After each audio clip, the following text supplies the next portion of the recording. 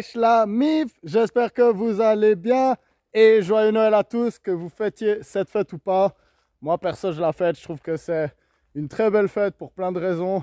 Déjà évidemment c'est le solstice, donc le retour de la lumière le plus important pour moi. Après c'est la naissance du Christ. Est-ce que le Christ a vraiment existé ou pas? Même si je me considère chrétien, j'en suis pas si sûr. Donc est-ce que c'est vraiment son anniversaire? J'ai encore plus de doutes, mais je trouve que c'est quand même une bonne chose qu'on fête l'anniversaire de cette figure parce que je trouve que c'est une figure très positive, même si évidemment le christianisme c'est pas forcément que positif, mais la figure du Christ en elle-même, franchement, je pense que s'il avait existé exactement comme ça, ça aurait été un pote à moi, il n'y a pas de raison que non. Et aussi, vous êtes peut-être d'une autre religion, donc vous fêtez pas Noël, mais pour moi c'est quand même une belle fête et l'occasion de se réunir entre amis et famille. Donc voilà pourquoi je vous souhaite quand même un joyeux Noël, quelle que soit la signification de cette fête pour vous. Noël, c'est aussi l'entrée dans la saison du Capricorne. Et le Capricorne, je trouve qu'il il représente super bien justement cette période de fête. Donc que ce soit justement les traditions, être en famille, profiter des choses concrètes de la vie, profiter de ce qu'on a pu accumuler au fil de l'année, mais aussi au fil des générations. Justement, garder le contact avec ces anciennes générations et les nouvelles. Donc je trouve que c'est une très belle occasion justement pour ça. Mais aujourd'hui, je vais quand même parler d'un sujet un peu plus négatif qui, j'ai l'impression, cette année, on en parle plus que les autres années. Donc ça, c'est sûrement le changement des énergies dans toute cette ère du Verseau, justement. La sortie de l'ère du Poisson et l'entrée dans le monde du Verseau. En fait, justement, on est en train de remettre en question un peu des vieilles traditions et le sens de toutes ces traditions et tout. Et du coup, aujourd'hui, je voulais faire une petite vidéo pour toutes les personnes pour qui Noël c'est pas simple, hein, il faut le dire, parce que pour certains c'est une très belle période, mais pour d'autres c'est quand même vachement plus compliqué. Parce que Noël ça peut nous rappeler la perte de personnes qui nous sont chères justement. Ils sont pas là pour fêter, du coup ça peut être compliqué. Puis Noël ça peut aussi être la période de l'année où on est obligé de voir des personnes qu'on n'a pas du tout envie de voir en fait. Puis on est obligé de faire semblant d'être tout copain, tout proche et tout. Et ça peut être vachement dur pour pas mal de personnes. Donc j'ai eu pas mal de conversations là-dessus pendant ces dernières semaines avec des personnes. Et je me suis dit que j'allais vous faire une petite vidéo de synthèse sur le sujet précis justement de comment on coupe les liens avec des personnes toxiques, spécialement dans ces périodes de fête où on peut être vachement culpabilisé pour faire ça. Première chose à faire quand on pense être victime de manipulation, c'est d'accepter ses émotions, pas les refouler, les ressentir pleinement et accepter de prendre des distances. Donc pour moi, ça c'est le truc le plus important. Accepter ses émotions, ça veut dire quoi?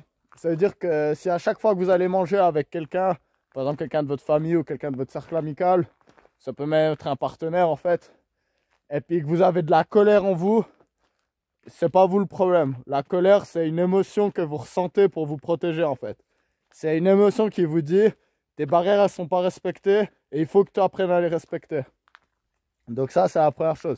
Pareil pour l'anxiété, pareil pour la tristesse. Il faut vraiment sortir en fait de ce brainwashing qu'on a été fait, qui est fait aussi justement avec le gaslighting. Le gaslighting, je vais en revenir plus tard, mais c'est quelque chose de clé qu'il faut apprendre à comprendre justement. En fait, si vous ressentez de la colère quand vous êtes avec quelqu'un, une personne manipulatrice, elle va vous dire que c'est vous le problème. Votre colère, c'est le problème en fait. Et c'est absolument pas vrai. Donc, si vous ressentez de la colère, c'est légitime. Même si les personnes, quand vous expliquez, elles vous disent non, tu devrais pas, blablabla, c'est pas ce que tu penses, la personne n'a pas dit ça pour t'énerver ou comme ça.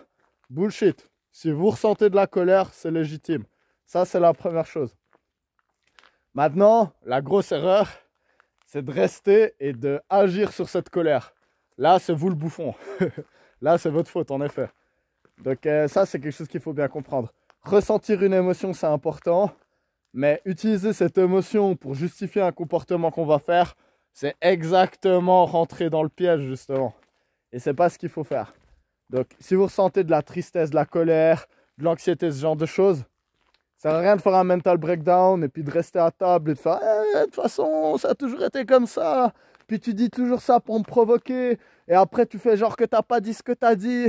Mais je sais très bien ce que tu fais et tout. Non, non, non. Là, vous êtes dans le panneau, vous êtes dans le jeu. vous participez.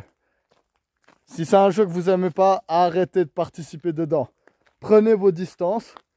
Personne n'a besoin de vous dire si c'est justifié ou non. Personne. Donc que ce soit un membre de votre famille proche, soit quelqu'un qui a toujours été là pour vous, que ce soit un partenaire avec qui vous avez des enfants. Si vous voulez prendre vos distances, c'est votre droit. C'est vraiment votre droit. Alors évidemment, situation avec des enfants, comme toujours, ça devient plus compliqué. Donc je pense quand même qu'on a une responsabilité en tant que parents si c'est des enfants de bas âge justement. Donc effectivement, si vous avez des problèmes avec la mère ou le père de vos enfants, vous ne pourrez pas prendre vos distances entièrement. Ça c'est mes valeurs à moi, morales en fait justement. Parce qu'il y a des enfants qui dépendent de vous. Mais toutes les autres relations, vous avez le droit de prendre vos distances d'après moi. Que ce soit vos parents qui vous ont toujours élevé, puis pris soin de vous et tout. Ok, mais ils ont peut-être aussi toujours abusé de vous. Donc vous avez le droit de prendre vos distances. Que ce soit un frère ou une sœur, que ce soit de la belle famille, que ce soit des grands-parents et tout. Vous êtes toujours légitime à prendre vos distances. Et quel que soit le lien, ça c'est mon avis. Hein. Donc laissez-vous pas culpabiliser par le lien de la famille ou le lien d'une longue amitié ou ce genre de choses pour vous dire non, vous devez continuer de vivre cet abus. Écoutez vos émotions, prenez-les comme légitimes et prenez vos distances. C'est la meilleure chose à faire. Ensuite, deuxième position. Une fois que vous avez pris vos distances, il y a des gens qui vont vous demander pourquoi vous avez pris vos distances. Et puis moi, là-dessus, j'ai une philosophie qui me dit en fait, si la personne qui vous demande, elle est toujours en lien étroit avec la personne que vous avez décidé de couper les ponts parce que vous pensez qu'elle est toxique, ou plutôt, pas qu'elle est toxique, mais qu'elle exprime des comportements toxiques, je pense que c'est une meilleure manière de voir ça en fait. Je pense que le mieux, c'est de ne pas en parler avec les gens qui sont toujours proches de cette personne. Parce que vous ne voulez pas influencer les gens. Donc c'est très bien si vous prenez des distances.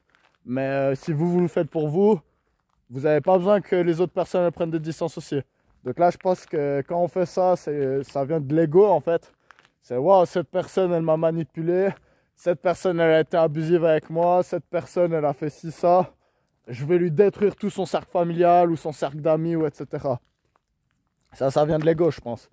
Donc si vous le faites vraiment pour vous, si vous prenez vos distances parce que vraiment vous avez compris qu'il y avait des problèmes en fait, et puis que vous vous êtes écouté, vous n'avez pas besoin de tourner les autres personnes contre l'autre. Donc ça, c'est mon conseil. Ventilez pas. Donc ventiler, c'est exprimer ses émotions négatives. Là, il ne faudrait pas le faire tout court. Hein. Mais si vous le faites, faites-le avec des gens qui connaissent absolument pas la personne avec qui vous prenez vos distances. Qui la connaît vaguement, on se comprend. Parce que vous n'avez pas envie justement de rentrer dans le jeu de triangulation. Parce que vous allez prendre des distances et puis c'est mauvais ça justement. Commencer à dire, par exemple si vous prenez distance avec un de vos amis dans votre cercle amical, essayez pas de tourner les autres amis contre lui. Même si vous racontez la vérité, ah cette personne a fait ça, si ça. C'est pas une bonne idée. Et encore moins dans le cercle familial. Donc essayez pas de tourner vos frères et sœurs contre un de vos parents si vous avez décidé de prendre des distances avec cette personne en tant qu'adulte. Donc ça sert à rien. Probablement qu'ils vivent la même chose que vous. Donc probablement que si vous avez un parent abusif, vos frères et sœurs ont vécu des abus aussi. Sûrement que vous l'avez vu. Ça sert à rien de leur forcer de venir aux mêmes conclusions que vous. Donc chacun a son rythme, chacun a son tempo, et puis chacun voit qu'est-ce qui est abusif ou pas selon ses critères à lui. Donc ça sert à rien de mettre les autres dedans en fait. J'estime clairement que ce gros bouton là, il est en train d'abuser la beauté de mon visage. Du coup je vais le cacher un moment et je vais faire semblant qu'il n'existe pas. Parce que c'est comme ça qu'on règle ces problèmes. Ne pas parler des personnes qui abusent de nous en fait, avec les gens qui sont encore proches de cette personne. Ça va vous permettre un truc aussi qui est vraiment incroyable. Donc ça sort d'un concept qu'on appelle les Flying Monkeys. En fait les Flying Monkeys c'est quoi? Ça va être les petits sbires des personnes manipulatrices justement. Qui ont, franchement c'est triste, mais qui ont tellement peu de personnalité. Qui sont obligés en fait de suivre l'avis de ces personnes narcissiques justement. Donc par exemple ça va être quoi? Ça va être vous couper de distance avec le leader de votre groupe. Parce que vous réalisez que c'est un sociopathe hyper bizarre. Qui a clairement des comportements abusifs et qui triangule tout le monde dans le groupe. Vous décidez, ok, moi je vais prendre mes distances avec cette personne. Vous n'en parlez pas à vos amis, mais vos amis vont être au courant. Parce que forcément, les personnes abusives, je vais en revenir après, quand vous prenez des distances avec elles, la première chose qu'ils se disent c'est merde, tout le monde va me démasquer, bien sûr que je suis un abuseur. Du coup, cette personne, elle prend des distances avec moi, ça va mettre la puce à l'oreille à tout le monde. Du coup, bah là, c'est un bon test parce que sinon, les personnes abusives, qu'est-ce qu'elles vont faire? Elles vont faire de la destruction de réputation. Donc ça, c'est quelque chose d'assez horrible qu'on vit beaucoup, par exemple, au lycée, au collège, toutes ces choses un peu. Quand on est jeune, heureusement, les gens, des fois, grandissent et font ça quand ils sont jeunes et arrêtent de faire ça plus tard parce qu'ils comprennent que c'était sûrement des réponses à des traumatismes qu'ils ont vécus. Donc voilà, c'est pour ça que je ne jette pas la pierre toute la vie sur les gens. Il y a des gens, ils ont eu des comportements très malsains quand ils étaient jeunes. Et après, plus tard, bah, ils font de la thérapie ou ils prennent de l'ayahuasca ou un truc comme ça. Ou juste, ils font beaucoup de méditation et ils comprennent pourquoi ils faisaient ces comportements. Donc moi, je crois en la rédemption. Ça, c'est très important aussi. Je ne dis pas qu'il faut mettre les gens dans une case pour toujours. Mais il y a des fois, quand les cycles abusifs sont répétés, bah, il faut se rendre à l'évidence et prendre les distances. Du coup, en fait, le fait de ne pas en parler aux gens qui sont encore proches de cette personne, c'est très vrai dans la famille aussi. Donc si vous décidez de couper pont avec une personne de votre famille, ce qui va se passer en fait, c'est que si cette personne elle est vraiment abusive, elle ne pourra pas s'empêcher de détruire votre réputation. Elle va mentir sur ce qui s'est passé, elle va faire du gaslighting. Je vais revenir sur ce terme maintenant en fait. C'est quoi le gaslighting? Le gaslighting, c'est une personne elle va vous frapper par exemple. Puis vous allez lui dire écoute, c'était pas très cool de m'avoir frappé. Cette personne va vous regarder et faire je t'ai pas frappé. Donc c'est cette négation de votre réalité. Ou je t'ai pas dit ça. Ou j'ai pas dit ça. Et souvent, les personnes abusives, vu que c'est des mécanismes de défense en fait, oui, les abus c'est des mécanismes de défense. Donc ça ne veut pas dire que c'est justifiable, mais il y a une raison derrière. Il faut comprendre la personne qui vous abuse, elle est vraiment pas bien dans sa peau. C'est pour ça qu'elle doit abuser des autres gens en fait, pour avoir un peu l'impression d'avoir un impact sur le monde. Même si c'est un impact négatif, c'est triste, mais c'est le cas. Du coup, en fait, le gaslighting, ça va être cette négation de la réalité que vous avez vécue. Donc une personne qui gaslight, si elle vous frappe, elle va vous dire non, je t'ai pas frappé. C'est Amber Heard, en fait, justement, si vous avez suivi un peu l'histoire avec Johnny Depp, c'est exactement ça. C'est non, je t'ai pas mis un coup de poing parce que j'avais la paume de la main ouverte à 45 degrés d'écartement de chaque doigt. Du coup, je sais pas quoi. Non, écoute, on a la vidéo, tu m'as carrément foutu un coup de poing. Non, de toute façon, t'es qu'un pleurnichard. À chaque fois qu'on fait quelque chose, tu dis que blablabla. Bref, tous ces mécanismes de gaslighting, en fait, ils vont être automatiques. Donc ça, on va le voir, ça va être la personne, elle a tellement peur que vous détruisiez sa réputation. Évidemment, c'est pour ça qu'elle le fait avec vous, elle a peur que vous fassiez la même chose. Donc dans le cas d'une personne violente, par exemple, elle va dire, elle va pas accepter que vous puissiez dire, écoute, oui, tu m'as frappé quand j'étais enfant. Papa, maman, tu m'as frappé quand j'étais enfant ou tu m'as violé quand j'étais enfant. L'autre personne peut pas, en fait, quand elle entend les mots de la bouche de quelqu'un, elle peut pas dire, oui, j'ai été un parent qui frappait ses enfants. Et du coup, elle va vous dire non, ça s'est pas passé. Si vous lui dites écoute, j'ai des traumas d'enfance, ça me ferait plaisir qu'on puisse en parler parce que j'ai envie que ça aille bien entre nous. Donc là, je suis toujours sous le prisme d'un enfant, par exemple, parce que c'est souvent le pire gaslighting, justement. C'est quand un adulte rencontre des traumatismes qu'il a, va en parler à ses parents et ses parents vont lui nier ses traumatismes, en fait. Donc ça, c'est une des pires choses qui peut arriver à un enfant, justement, parce que souvent, en devenant adulte, on comprend justement qu'on peut faire de la merde. Et des fois, on a besoin en fait d'avoir une conversation adulte à adulte avec un de ses parents ou avec les deux pour leur dire, écoutez, maintenant que je suis un adulte, je peux dire que quand vous m'avez enfermé dans la cave, c'est pas, ça m'est pas arrivé, j'ai jamais eu de cave, hein. Mais je donne l'exemple. Quand vous m'avez enfermé dans la cave quand j'étais petit parce que j'avais pas fait mes devoirs, ça m'a vraiment traumatisé en fait. Les parents ils pourront dire non, non, on n'a jamais fait ça, on n'a jamais fait ça, blablabla, parce que ça sonne horrible en fait quand leur enfant lui disent la vérité. Et vu que ces personnes elles ont de la peine avec la réalité, c'est pour ça qu'elles manipulent justement pour essayer de contrôler les choses, ça va pas aller. Du coup, je reviens sur les personnes, la triangulation justement, la destruction de réputation. En fait, ce qu'il faut comprendre, c'est que si vous prenez vos distances avec un membre de votre famille ou un membre d'un cercle amical ou ça peut être un partenaire aussi, s'il y a des personnes qui viennent vers vous et qui vous demandent même pas qu'est-ce qui s'est passé en fait, ou qui demandent même pas comment vous allez, mais que directement ils viennent avec une attaque sur vous, Ces personnes, il faut couper contact avec eux aussi. Donc ça, c'est mon avis. Puis des fois, c'est vachement triste, mais c'est le cas en fait. Faut même pas essayer de justifier. Faut pas essayer de rentrer à expliquer, dire ouais non mais tu comprends pas. Si j'ai coupé contact avec papa, c'est parce que quand on était petit, il me frappait tout le temps et puis que moi je peux plus supporter ça et en plus il nous manipule. Si l'autre personne, par exemple un de vos frères et sœurs, si votre frère vient et vous dit mais non, tu réalises pas comment papa il t'aime, il est détruit en fait, que maintenant tu lui parles plus, ça va pas du tout, tu vas ruiner Noël parce que t'es pas avec nous, vraiment t'es qu'un égoïste, pourquoi tu penses toujours qu'à toi? Ça sert à rien d'essayer de rester avec cette personne aussi. Donc c'est vraiment triste, hein. Mais des fois on est obligé de couper contact avec beaucoup de personnes. Dans le cas d'un cercle amical, par exemple, ça va être de totalement sortir du cercle amical justement, parce qu'il y a des gens ils vont être obligés de rejoindre la team en fait. Et de dire, ok, moi je suis encore trop dans le cercle de manipulation d'un de mes parents, d'un ami ou etc. Ou d'un autre membre de la famille. Je ne peux pas être comme toi parce que si moi aussi j'avoue que je me suis fait frapper quand j'étais enfant, toute la famille va se tourner contre moi. Et moi, vu que j'ai pas décidé de couper les liens, bah, je serai le seul bouffon à Noël qui pense ça. Et puis je vais me faire allumer par toute la famille. Et du coup, souvent, en fait, ces personnes, donc je pense surtout au cas des frères et sœurs, parce que souvent ça va être ça, il y en a peut-être un des frères et sœurs de la fratrie qui va réaliser plus tôt qu'est-ce qu'il a vécu.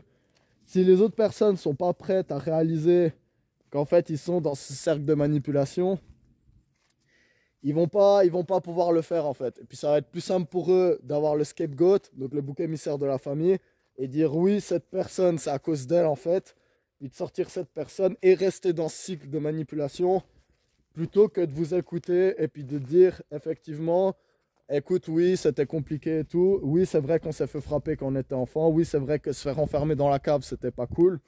Ou oui, c'est vrai que j'ai vu les parents te traiter différemment. Et oui, je suis d'accord que c'était pas cool parce que ces personnes, des fois, elles peuvent pas prendre position en fait. Et ça, c'est quelque chose qu'il faut comprendre. Ce qui est important justement dans le fait de ne pas trianguler à son tour la personne qu'on a décidé de sortir, bah déjà, c'est qu'on joue pas au même jeu, donc on sort de ce karma.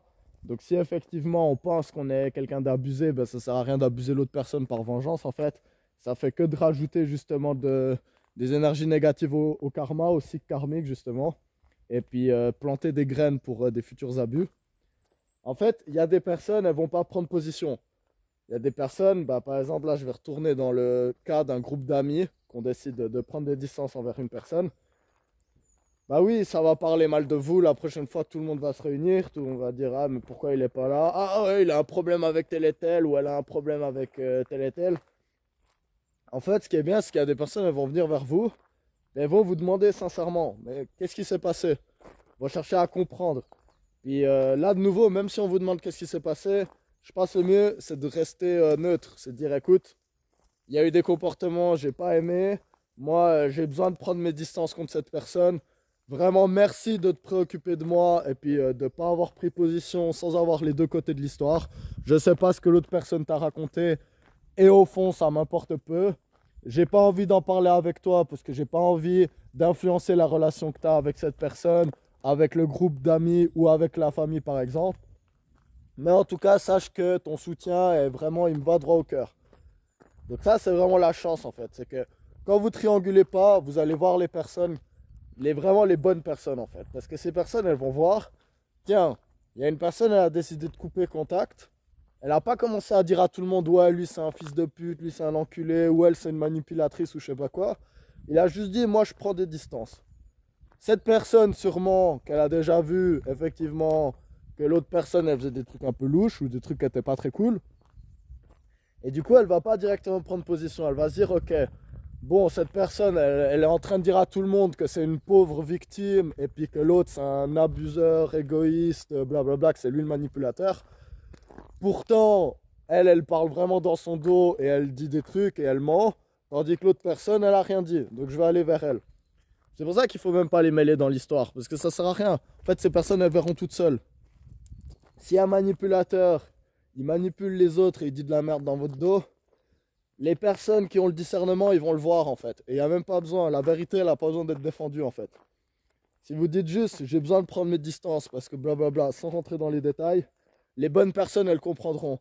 Et puis, ça peut même être justement quelque chose d'inspirant parce qu'il y a des personnes qui vont dire, écoute, les comportements que cette personne nous fait faire, moi je suis d'accord avec toi, c'est pas cool. Comment on se comporte quand on est en groupe avec les autres personnes, j'en sais rien. Ça peut être, je sais pas, si je prends des exemples de collège ou de lycée, ça peut être le chef de la bande, il va bully des gens ou il va insulter des gens, il va dire, ouais, lui c'est un loser, venez on l'insulte, venez on se fout de sa gueule, on fume tout, on partage sur les réseaux.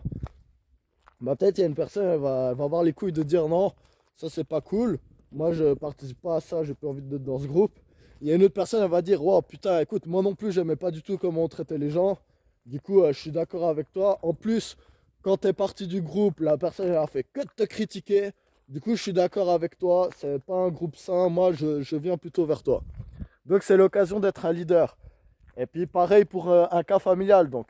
Si par exemple votre père il faisait que de vous frapper, vous et vos soeurs et frères, peut-être le fait de prendre des distances avec cette personne quand vous êtes adulte, ça va permettre aux frères et sœurs de réaliser genre, ah ouais, c'est vrai que j'ai beaucoup d'émotions réprimées de mon enfance, et c'est vrai que même si on m'a toujours dit que non, j'avais pas été abusé, oui, j'ai été abusé. Et du coup, ça c'est une grande chance en fait, c'est que ça peut permettre pacifiquement de vraiment inspirer les autres personnes qui sont victimes de ces abus. Puis j'insiste sur le pacifique. Je pense que prendre des distances avec une personne comme ça, c'est la meilleure chose qu'on a à faire parce que l'autre personne, elle va le vivre très très mal. Il ne faut pas culpabiliser pour ça. Parce que ce qu'elle va vivre mal, c'est le fait de voir tout l'abus qu'elle a mis sur vous revenir sur elle. Sans que vous ayez rien à faire en fait. Parce que l'autre personne, elle va bien réaliser. Ah ben si cette personne, elle a coupé point avec moi, c'est parce qu'elle a réalisé que je suis une enflure. Ces personnes, ils le savent au fond d'eux que c'est des enflures. Faut pas penser qu'il y a des gens qui le savent pas. Peut-être que publiquement, jamais ils vont le dire, jamais ils vont le faire, mais ils font des cauchemars, ils font des choses comme ça, il faut pas croire. Les personnes qui abusent des autres personnes, ils le savent. On le sait tous, parce que à un moment ou à un autre, on a tous été abusifs. Mais il y a des personnes, elles sont capables de l'exprimer. Donc ça, c'est un truc très important. Est-ce que la personne, elle peut vous dire oui, écoute, c'est vrai que quand tu étais petit, je buvais beaucoup, j'étais vraiment pas dans une bonne position et c'est vrai que je t'ai foutu des baffes des fois quand j'étais pas bien. Ça se fait pas en tant que père, je regrette vraiment et puis vraiment j'espère que je l'aurais pas fait. Mais je comprends que tu trouves que j'ai été un connard et puis je vais vraiment tout faire pour le faire mieux. Ça, c'est pas la même chose, on n'est pas dans la même catégorie. Les gens qui font ça, moi je suis chrétien à ma sauce, on est d'accord. Mais je crois que dans toutes les grandes spiritualités, dans toutes les religions, il y a le pardon. Le pardon, c'est quelque chose d'important. Et je pense qu'il faut toujours laisser la porte ouverte à quelqu'un pour se pardonner. Parce que je sens des fois, on va mettre des distances, et l'autre personne, elle va vraiment se remettre en question, et en fait, elle va réaliser, la perte de cette personne est trop importante pour moi, je vais ravaler mon ego, je vais lui dire, oui, c'est vrai, j'ai abusé de toi. Oui, c'est vrai, j'ai manipulé les gens pour te donner la mauvaise image. Et puis là, ça ne veut pas dire qu'il faut réintégrer la personne dans la vie. Donc des fois, on a le droit de vouloir faire des distances justement. Mais je pense quand même que si on veut être vraiment une bonne personne, il faut laisser l'occasion aux autres gens de s'excuser si c'est sincère. Parce que je pense que énergétiquement, ça débloque beaucoup de choses en fait. Et je pense que là, de nouveau, c'est l'ego de dire non, j'ai même pas envie d'accepter tes excuses ou non, je ne vais pas te laisser l'occasion que tu dises oui, j'ai fait des comportements abusifs. Parce que pour moi, une vraie excuse, c'est de dire à la personne qu'est-ce qu'on a fait, ne pas renier ses émotions, donc dire j'ai fait ça et je suis sûr que tu t'es senti comme ça, ou je comprends si tu t'es senti comme ça, ou que ça t'a fait ça. Et s'excuser pour ça et dire non, je vais changer, je vais essayer de changer et je suis prêt à ce que tu me donnes ton feedback si j'ai réussi à changer ou pas. Ça veut pas dire après qu'on doit, par exemple, je sais pas, votre partenaire vous a trompé et vient vous dit oui c'est vrai, je t'ai manipulé, je t'ai trompé et puis j'ai inventé plein de trucs. Ça veut pas dire que vous devez retourner avec cette personne amoureusement. Si c'est le cas par exemple, moi je pense qu'il faudrait pas. Ça ce sera pour une autre vidéo, qu'est-ce qu'on fait après s'être fait tromper. Donc j'ai 2-3 idées là-dessus. Mais je pense quand même que accepter le pardon et accepter l'occasion de l'autre de se pardonner, c'est quelque chose qui peut monter les deux personnes spirituellement et c'est quelque chose qu'il faudrait faire. Ça, c'est mon avis. Après, il y a des gens, ils vont dire non, cette personne, elle a tellement abusé de moi que j'ai même pas envie de lui donner l'occasion qu'elle s'excuse. c'est votre droit aussi. Mais je pense que c'est quand même une bonne chose de justement laisser cette conversation avoir lieu. Après, c'est comme je dis, il y a les excuses, il y a les excuses. Il y a des gens, ils sont très forts pour dire « je suis désolé ». Ah, je suis désolé de tout ce que je t'ai fait, maintenant pardonne-moi, arrête d'en avoir marre. Ça, c'est l'abus, c'est gaslighting, c'est pareil. Il suffit pas de dire je suis désolé de, ou même des fois, il y a des gens, ils s'excusent, ils se posent en victime. Ouais, mais tu sais, tout ce que j'ai vécu, blablabla, c'est pour ça que je t'ai frappé, violé, enfermé dans une cave quand j'étais petit, quand t'étais petit, blablabla. Je suis désolé. Puis après, le repas suivant, il continue de vous abuser. Ça, c'est. Faut aussi avoir le discernement de comprendre quand une personne, elle vous dit je suis désolé pour que la situation s'arrête parce que c'est trop tendu pour elle, et je suis désolé parce qu'elle a vraiment été empathique envers votre souffrance en fait, et elle a décidé de changer. Les critiques qui vont le plus souvent ressortir vers vous quand vous décidez de prendre votre distance avec une personne narcissique ou une personne qui abuse justement, ça va être que vous êtes égoïste. J'ai déjà dit dans la vidéo parce que c'est quelque chose qui ressort vraiment souvent. Et puis quand on se pose 2 secondes pour analyser ça, c'est quand même vachement intéressant je trouve. On va vous dire que vous êtes égoïste parce que vous ne rentrez pas dans le jeu de la manipulation et que vous respectez vos barrières avant de respecter les désirs et les volontés des autres personnes. Donc c'est ça qu'une personne narcissique elle dit quand elle dit tu es égoïste, ça ne veut pas dire tu es égoïste avec toutes les autres personnes. Ça veut dire tu fais passer tes émotions et tes barrières avant mon besoin de contrôler les gens et de manipuler. Donc en fait il faut le prendre comme un compliment. Quand on vous dit vous êtes égoïste pour ça, ça veut dire tout ce que ça veut dire. Et vous devriez en faire une fierté en fait. Parce que dans ce monde, on n'est pas là pour s'occuper des autres en fait. On n'est pas là pour... oui, on est là pour s'occuper des enfants, etc. De nouveau, c'est un cas différent.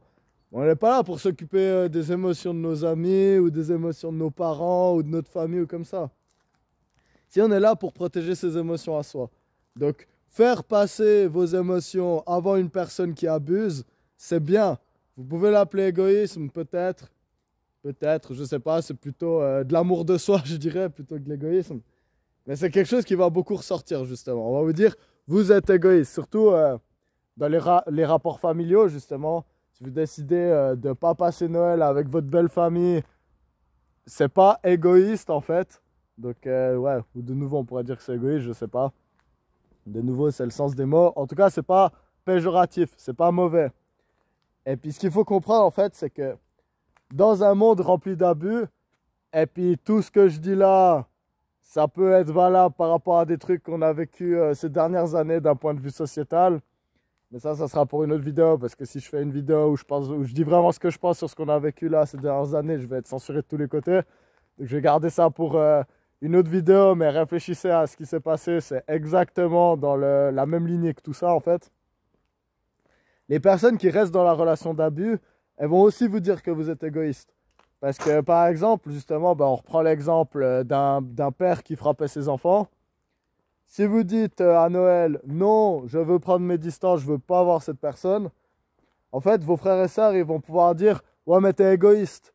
Et en fait, ce qu'ils entendent par t'es égoïste, ça veut dire, j'ai de la colère contre toi parce que toi, t'as les couilles de te faire respecter et de pas rentrer dans ces jeux d'abus, alors que moi, je peux pas. Et du coup, si vous êtes par exemple 4 enfants dans la fratrie et qu'il y en a 2 qui prennent des distances, les 2 qui restent, parce que peut-être ils sont plus jeunes, ils sont encore dépendants de leurs parents ou ce genre de choses, ils vont vous traiter d'égoïste parce qu'en fait, ils vont dire « Je suis jaloux de ta capacité à sortir de l'abus et vu que tu es sorti de l'abus, ça crée encore plus d'émotions négatives chez la personne qui abuse et vu que c'est une personne toxique, qu'est-ce qu'elle fait ?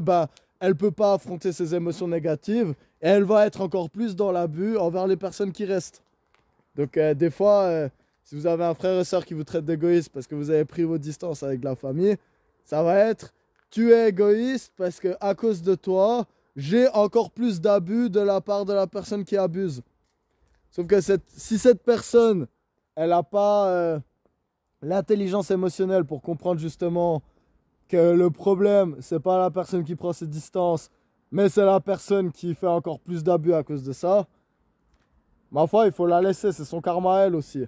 C'est ce que je dis, c'est là où je dis, il faut pas essayer de forcer les gens à sortir de ça et tout. Ma foi, si cette personne décide d'être un flying monkey et de rester du côté de l'abuseur et vous dire que vous êtes égoïste alors que précisément vous avez tout fait pour pas mêler les gens dans l'histoire, culpabilisez pas. Culpabilisez pas. C'est l'autre personne qui est dans le tort. C'est l'autre personne qui est dans le tort de ne pas se respecter et de rester dans la situation abusive. Et le problème, justement, c'est que les personnes qui abusent sont super forts pour se faire passer pour des victimes. C'est comme ça qu'ils attendrissent tout le monde. C'est non, moi, mes comportements, ils sont pas toxiques, c'est parce que c'est ma réponse, parce que je suis une victime. Les victimes, c'est les personnes qui décident de pas. Les coupables, c'est les personnes qui décident de pas accepter mes comportements. Ils sont égoïstes parce qu'ils n'acceptent pas de ramasser des claques. Donc voilà, c'est des choses tristes, mais c'est une des raisons qu'il faut vraiment couper les ponts avec ces personnes justement qui voient pas les choses comme elles sont et qui décident de prendre parti alors que vous essayez même pas de les impliquer. Et souvent, vous les reconnaîtrez parce qu'ils vont utiliser les mêmes types d'insultes que la personne qui abusait de vous utilisait à votre rencontre en fait. Parce que de nouveau, c'est des personnes, ils n'ont pas une personnalité assez développée pour pouvoir justement voir les choses comme ils le voient et ils vont devoir suivre le leader qui est souvent abusif. Finalement, qu'est-ce que j'aurais à dire? C'est que profitez de la vie, tout simplement. Donc vous avez compris qu'un tel ou une telle est toxique, que votre cercle d'amis est dirigé par une personne assez toxique, que vous avez un membre de la famille que vous n'avez pas envie de voir à Noël, que vous passeriez un meilleur Noël sans voir cette personne. Acceptez-le, allez de l'avant et puis surtout, culpabilisez pas. Je pense que c'est le plus important. Faut vraiment, ça c'est de nouveau l'inversion du triangle manipulatoire. Victime, bourreau, sauveur. C'est pas parce que vous décidez de protéger votre enfant intérieur et de prendre des distances avec quelqu'un que c'est vous qui abusez, que c'est vous qui êtes cruel, que c'est vous qui je sais pas quoi. À Noël, ça peut être quelque chose de spécialement difficile. C'est que les personnes les moins familiales du monde, qui font passer des abus à toute leur famille en fait, ils vont profiter de l'empathie que les gens ont pour les valeurs familiales, Noël, toutes ces choses, pour justement culpabiliser les gens qui ont pris des distances. Et puis ça, si vous voulez mon avis, c'est vraiment dégueulasse. Donc c'est quelque chose de malheureusement très courant. Et je pense qu'on est en train collectivement de se libérer de ça. Collectivement justement de comprendre que non, on n'est pas cruel de plus vouloir voir son agresseur. Même si c'est un parent à nous, ou un grand-parent, ou un oncle, ou j'en sais rien. On n'est pas cruel, et puis c'est notre droit. On a le droit de faire respecter nos barrières. C'est un droit fondamental de l'humain, en fait. Et aussi, c'est pas parce que vous décidez de couper contact avec une personne de votre famille que vous êtes un mauvais membre de la famille, ou que vous ne pouvez pas être là pour les autres. C'est pas parce que vous décidez de couper contact avec un de vos amis que vous êtes un mauvais ami. Donc, laissez-vous pas gaslighter justement là-dessus. Culpabilisez pas, acceptez les choses et fondez votre vie avec les personnes qui comptent. Parce que c'est pas parce que votre amoureux vous a trompé que tous vos prochains amoureux vont vous tromper. Ça, c'est la grosse erreur qu'on fait souvent. C'est pas le cas et puis il faut pas se mettre dans ce mindset en fait. C'est pas parce que vous avez décidé de couper contact avec quelqu'un que toutes les autres personnes sont dans cette situation. Puis justement, je trouve qu'en fait, c'est beaucoup plus simple de voir ça quand on a coupé contact et puis qu'on a gardé les personnes justement qui sont pas dans l'abus en fait, de réaliser, ah bah ouais, cette personne c'est bien triste la situation dans laquelle elle est, mais toutes les personnes agissent pas comme ça et c'est pas normal. Du coup ça c'est vraiment le conseil que je vous donne, surtout pendant les périodes de fête. Donc j'aurais pu faire cette vidéo une semaine avant mais j'étais un peu moins inspiré. On va la ressortir pour l'année prochaine. Mais c'est vraiment quelque chose que je tiens à vous dire, c'est oui, c'est pas parce que c'est Noël et que vous décidez de pas passer Noël avec votre famille que vous êtes vraiment quelqu'un de mauvais. Surtout si vous le faites parce que vous voulez vous protéger vous. Parce que ce qu'il faut comprendre en fait, c'est que les gens qui font pas respecter leurs barrières sont remplis de frustration, remplis de rancune en fait. Et puis souvent ils vont la laisser sortir avec les mauvaises personnes.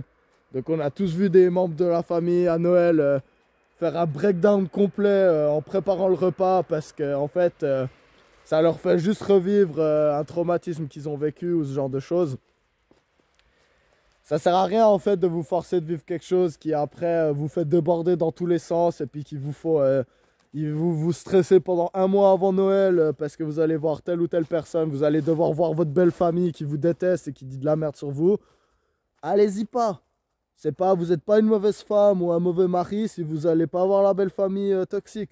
Et de nouveau, triangulez pas. Dites pas à votre mari, non mais ta mère, elle est toxique, t'as jamais réalisé, mais tout ce qu'elle fait. Non, dites-le pas. Dites juste, écoute, chérie, je t'aime fort, mais Noël, t'as fait Noël 25 ans sans moi avec ta famille, c'est pas grave si j'y reviens pas. Et puis, ma foi, si on te juge, bah, peut-être pose-toi des questions pourquoi on te juge comme ça en fait. Donc ça, voilà. Je voulais finir là-dessus. Soyez forts tous. Profitez. Il y a jamais, la vie, c'est jamais tout rose, jamais tout gris, jamais tout blanc, jamais tout noir.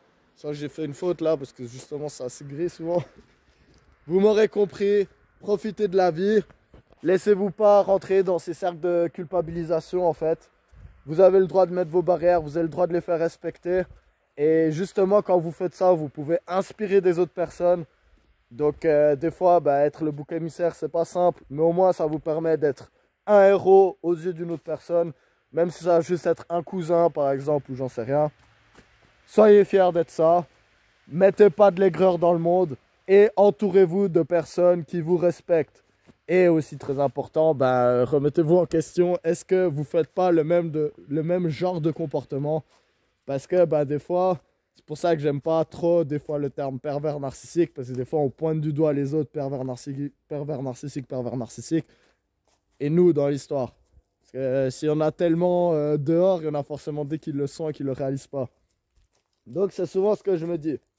Voilà, voilà, je vous souhaite encore une fois de passer un beau Noël et une belle fin d'année, ou n'importe quelle autre fête qui va venir. Si vous regardez cette vidéo vers Pâques, ben, joyeuse Pâques à vous.